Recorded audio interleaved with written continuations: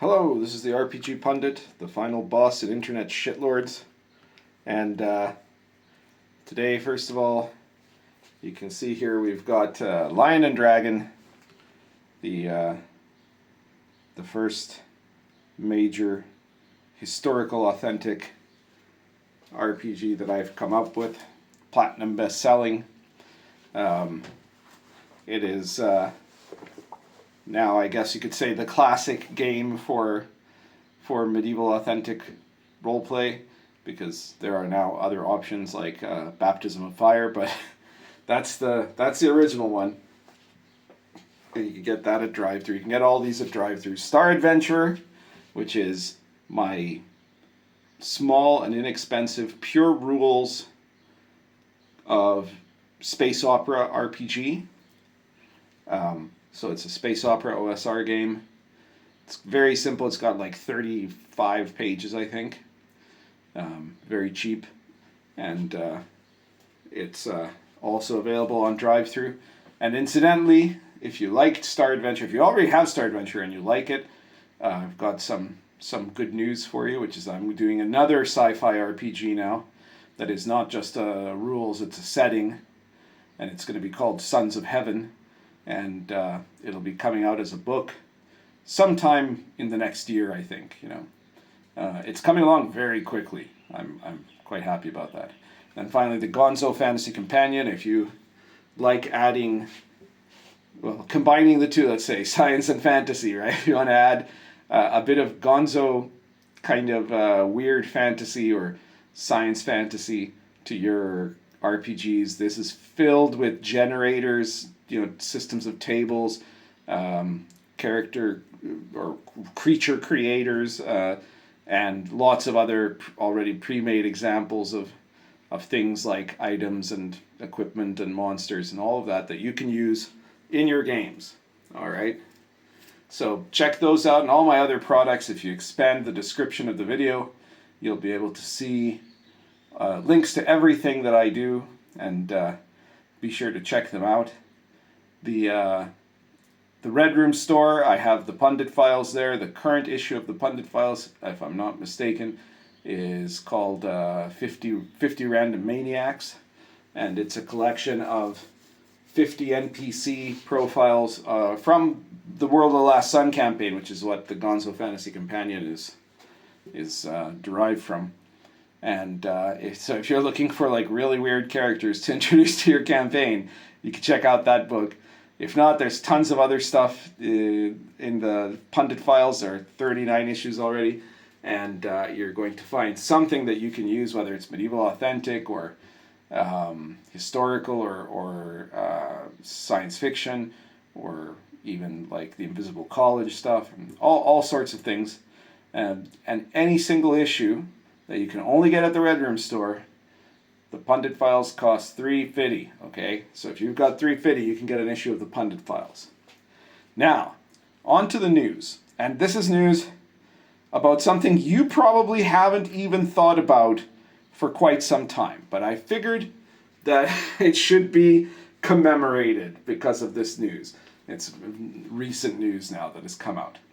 So, Sigil is finished. All right? I don't mean the interplanar city from the Planescape setting that still somehow exists, though now in the current year version of D&D, it's mostly like Fantasy Portland. It's got an Antifa faction, and they're clearly the ones that are right now, and all the other factions are wrong, and it's become horrible like everything else that Wizards does with D&D these days. So but I'm not talking about that Sigil. I'm talking about the virtual tabletop. I'm sure most of you are old enough to remember that not that long ago, a lady named Williams showed up, not the one in the 80s, the one in the 2020s, showed up, and she started saying that she was going to turn D&D into a $1 billion product, right? Which was an incredible thing to claim, right? Like it had to like go up in sales by like about almost an order of magnitude, right? Like it would have to be 10 times more popular than it was right now, or more sellable. And she had a master plan. She came out of IBM, and almost all the executives that they had there were people that were not from gaming. They were people that had been previously hired working in not computer companies. That sounds like they're selling, IBM or something. But companies that made software of different kinds, right? Apps and things like that, right? And a lot of them were from companies that made these, trashy Android games that are kind of like, you pay to get advantages and things like that. So it was that kind of monetization scheme that she had in mind. She didn't really know anything about D&D, but she knew that if she could turn it into an app, she could turn it into a video game, then it was going to make more money. And so this was the beginning of the creation of a setting that they were eventually going to call Sigil, of a platform that they were going to call Sigil, that was going to be the ultimate D&D visual tabletop that was going to just be magnificent, right? The only problem is nobody at Wizards knows how to do that, right? And I don't know, maybe it's like a curse or something. Maybe at some point somebody, I don't know, the ghost of Ryan Dancy or something, cursed Wizards of the Coast as a company, that any company with that name will never succeed at making a virtual tabletop because they screwed up badly, and this is not the first time that happened, okay? So there has been attempts in Wizards of the Coast to make a virtual tabletop since 3.5 edition, okay, since the early 2000s. They've never worked. It's never happened. And, like the first time it was they had this idea that I don't think it really got very far off the ground, right? That was in the 3.5 edition. In the 4th edition, they said, now we're definitely doing it. Okay, we are going to make this thing happen. All right, and they hired a guy who was supposedly like really good at this sort of thing, to do it, to set it out. They got it, and the project had started. It was well underway, and then that guy went crazy, and offed himself and his woman in a murder-suicide incident. Okay, so that was the end of that project, because apparently also they found that he'd had some kind of a breakdown or something. I don't know. I don't have all the details of that, but basically what was left, there was so much that they couldn't figure out what the hell he was doing, that the project ended up being abandoned. Okay. And then we got to 5th edition, and early in 5th edition, there was no plan to do a virtual tabletop because I think whatever else you say of Mike Mearls, he understood that what RPGs are actually, for. And there was also there was Roll20 and all this other stuff there. There were all these other platforms that already help you run the game, right? So the need for a virtual tabletop was actually very small, right? And from the point of view of the RPG hobby. And the thing is, it was always that. When Cynthia Williams shows up, it isn't because suddenly now there is a great demand for a virtual tabletop from RPG gamers, right? Most of them were perfectly happy using the virtual platforms that already existed, that weren't like a complete immersive experience or whatever, but that's not what you really need when you're doing an RPG. So the demand was entirely on the other side. It was the corporate side had the demand that Wizards needed to make more money, and specifically D&D was underperforming from their point of view. And so the whole thing of the virtual tabletop of Sigil was that they were looking to change the entire game, right? And on the basis of this went a whole bunch of other decisions that they made that ended up being disastrous decisions that essentially ruined Wizards of the Coast maybe forever.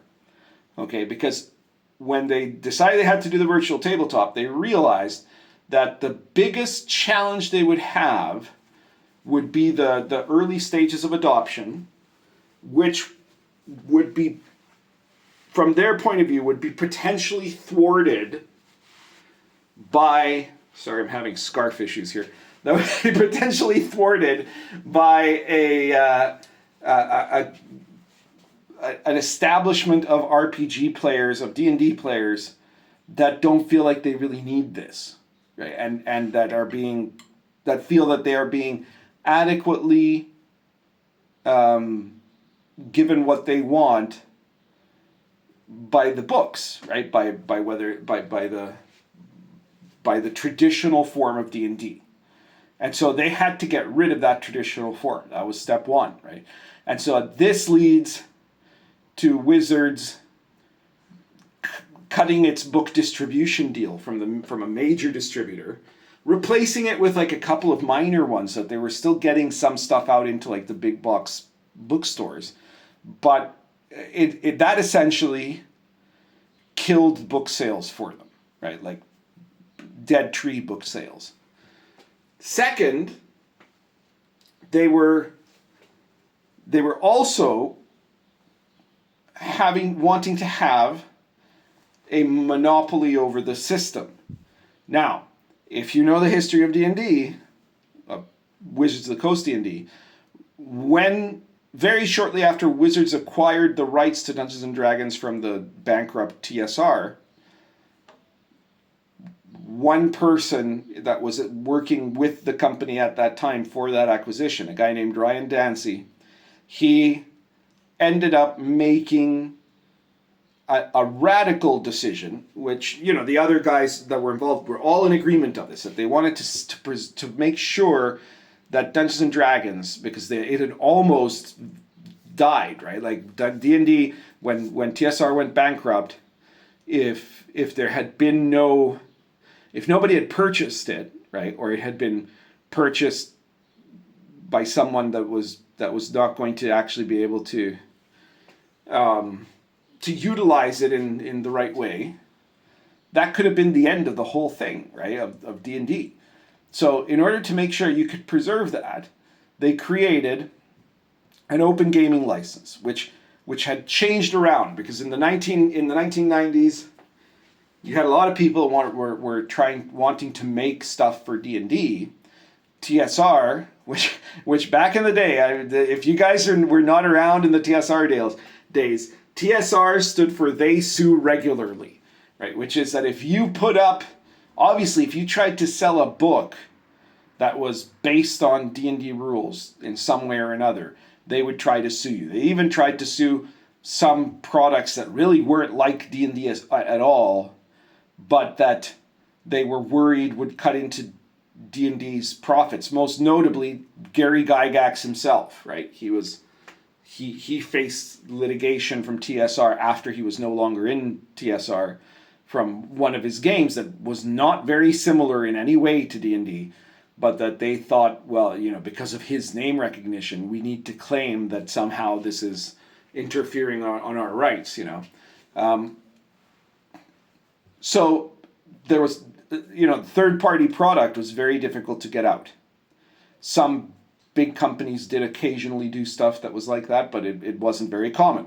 But not just that, TSR would sue you if you did a website about D&D for a while there, right? They were very, very litigious. This is at the time of the previous Williams, Lorraine Williams, right? They were very litigious and they were very restrictive, you know. But when the guys at Wizards got D&D, they had a different idea, and it was actually genius, because what they realized, in a way very similar to how the OSR works, right? That if you have a whole bunch of supplementary products for D&D, then that will not actually weaken D&D as a product line. It'll strengthen it because it will encourage more people to play and to use those rules as opposed to other rules.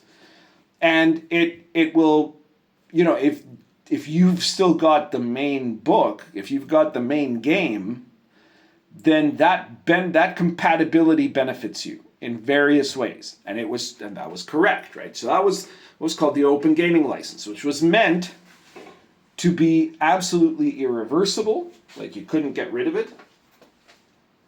And it was meant to be a product that would allow people to make all kinds of third-party D&D stuff without facing fear of being either shut down or financially pursued by Wizards of the Coast.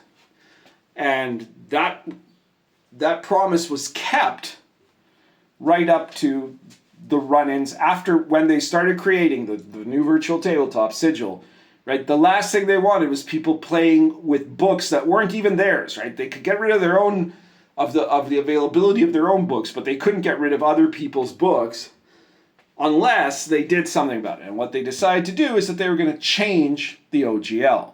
And they claimed that it was going to be so much better, but the only thing it was ever going to be better for was themselves, right? It was something that was meant to essentially kill most third-party products while letting Wizards get a cut, like a mafia-like take of the biggest third-party things, like Critical Role or stuff like that, so that they would have to make deals for a for a percentage of the profits with Wizards of the Coast, and that broke one of the biggest trusts. I think the OGL was not only genius, right, because it really, really helped D&D 3rd edition and 5th edition. And when they didn't have that with 4th edition, it showed how badly that they had messed up, right? Because 4th edition was not compatible really with 3rd or 5th. It was much less like D&D than any other edition they ever made. And on top of that, they said, no, we'll give some people licenses to do these products, but it isn't part of the OGL. And I think maybe they made it so different so that you couldn't use the OGL to copy it. But that was dumb, because not only, besides the fact that 4th edition was a really bad game, it also meant that there wasn't those network externalities, that there wasn't like this larger community of products that would then draw people towards 4th edition. That's part of why 4th edition failed. Okay, so Mike Mearls very wisely brought it back in the 5th edition, and it had so many third-party products, right? Because at the beginning, the amount of third-party product and successful third-party products, pretty much throughout the era where Mike Mearls was in charge of D&D. It was literally the second biggest RPG business around, right? Like number 1 was Dungeons and Dragons itself, the official Dungeons and Dragons products. Number 2 was the third-party products for Dungeons and Dragons, right? And that only slipped starting around 5 years ago, right? Like around in the 2021 probably, or something like that, right? Where eventually the OSR collectively became bigger and more profitable than the third-party D&D products. But that's largely because the quality of the mainline D&D started to decline, right? So in all of that, they tried to force this OGL. There was such a massive revolt that they had to turn back on it. But now that screwed the entire plan for Sigil, right? They could not have a virtual tabletop that people would basically be forced to use, right? Which was the whole idea. The idea was if you want to remain relevant to Dungeons and Dragons as it is now, you're really going to have to be inside the virtual tabletop. So that went wrong for them when they could no longer do this, because it instantly meant that they weren't going to make the $1 billion, right? That moment, And I always wonder now whether Cynthia Williams realized how badly she screwed that up, right? And how it was actually never going to work for her, right? Because it was in that moment that essentially her promise to Hasbro had failed, you know. But they kept soldiering on. And again, they had like these developers, clearly not the top bunch, you know, like that's another big problem, right? They ended up having an exposition of showing, you know, trying to show what is it going to be like and what are these cool things that we're going to do. And it ended up being kind of a disaster. So that also was bad publicity. They just kept screwing up over and over again, right? And Sigil,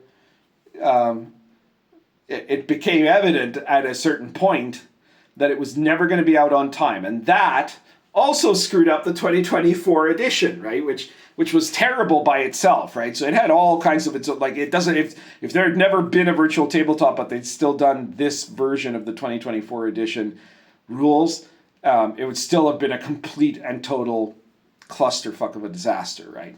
But this kind of made it worse, right? That this was the edition that was meant to go with the virtual tabletop, and apparently a whole bunch of the stuff that the programmers had put into it didn't go with the table with the rules as they ended up being published even. So, you know, that means that there was no communication going on between the developers of the virtual tabletop and the people writing the new edition. So you can see how crazy this is, right? So, you know, this was one series after another, and then eventually said, well, you know what, okay, here's Sigil. They released it, you know, after the end, and it also, like, that was part of the problem. It was supposed to be the 2024 edition, but most of it came out in 2025, right? It wasn't done until 2025. Why? Because they had to keep pushing back the timeline, because they desperately had wanted to have the virtual tabletop complete and ready to go from day one of, like, when the player's handbook came out. And I'm sure it would have been hilarious to watch. It would have been like The Office, not just any of The Office, the British version of The Office, right? Level of idiocy to see what was going on there, right? Where you had, like, some developer that was promising them, oh yeah, we just got to fix a couple more things here, man. You know, we're almost there. We're nearly got it.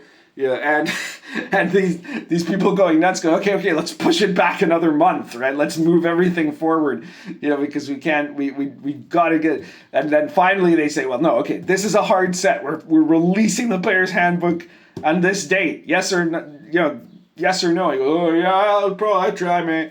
You know, nothing happens there, and then they're screwed, right? Again. Because now people will just be buying the books, which is the thing they didn't want you to do. So it's a complete mess of a story.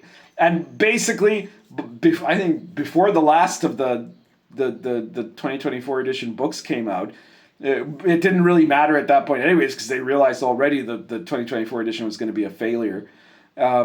They said, okay, you know what? This is it. It's out. Whatever it is right now, it's out. And it was apparently horrible, right? There's stuff that just didn't work on it and stuff like that. And that was it. And now, this last week, I think it was, they announced that they are putting an end to the Sigil project. Now, you're apparently, those of you, I don't know if there are any of you watching that are actually subscribed to Sigil, to the virtual tabletop. I'd be a little bit surprised, but maybe I don't know. Maybe some of you are. Tell me if you are. Okay, put a note in the comments. Explain yourself.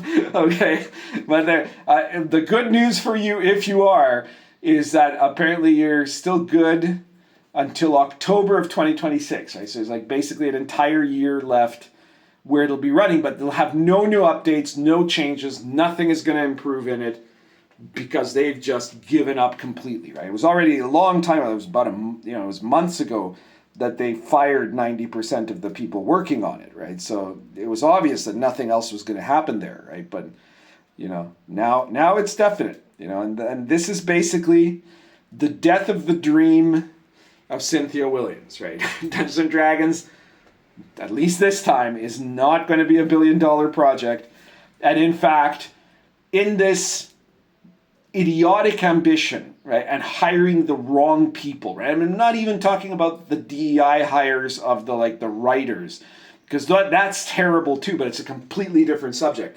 This is that you ended up having a bunch of corporate suits who know nothing about RPGs at all, which made them vulnerable to listening to stupid things being said to them by some of those DEI hires in the writing department, and by some of the programmers making these insane promises. This is an example of really the problem with corporate culture, essentially. So that's basically the story. Pour one out for for the virtual tabletop. And I don't know, if I was, Wizards or whoever ends up owning Dungeons and Dragons, I think it's going to still be Wizards that own them. But I mean,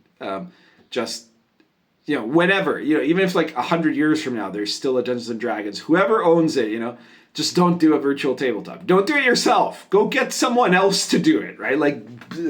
Third party that shit, right? Because clearly there is some kind of a curse going on here, and it is too powerful for the mightiest of wizards to dispel. I guess that's everything for today. If you like this video, share it anywhere you think people find it interesting or that it'll piss them off. Either way is fine with me. Hit the like button, subscribe if you haven't subscribed, and again, check out all of my books and products. They are much better than whatever has been coming out lately from Wizards, but that's not a high bar at all. They're also some of the best OSR products you could get, and the OSR is a movement that is based on old school, the fundamental core rules of D&D, and is compatible with all other OSR products. So it's opening, it is the best of third-party products. It's the most creative. It's not just limited to 5e. It has all kinds of invention. Like I said, from weird gonzo fantasy to science fiction to traditional fantasy, right? And much more, right? Like World War II games use playing with the OSR, Wild West, whatever, horror. It's all in there. They're superhero OSR, although I have yet to find one that I really like. But that's the idea. So if this is the first time you ever heard of the OSR, check out the OSR products. They are the biggest thing going on right now, and check out my books in particular. That's everything. Currently smoking. This is a Lorenzetti apple plus Argento Latakia.